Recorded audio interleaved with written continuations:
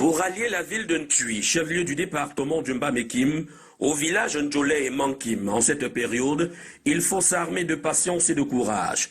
Les voyageurs y mettent des jours durant pour espérer arriver à Yoko, du fait des routes très enclavées. Yoko, Ntui, c'est le tronçon qui nous dérange beaucoup. Quand il pleut, c'est grave. On dort parfois même en route.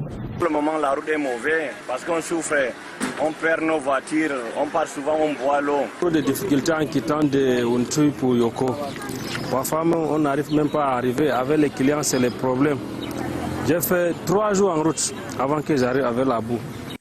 6 500 francs, c'est la somme à débourser sans bagage pour avoir une place dans un véhicule. Si c'est grave, regardez l'état de la route. On peut faire 2 jours avant d'arriver à Yoko.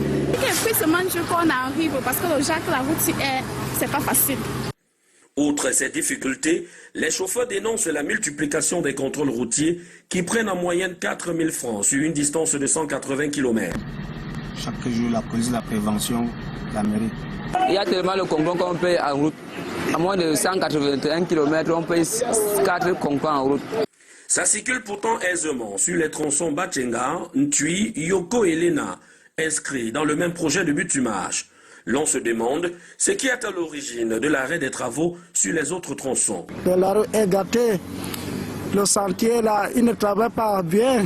En tant que chef traditionnel et riverain de cette route, on est très déçus. Si Dieu pouvait venir à notre aide, de nous sortir dans cet enclavement-là.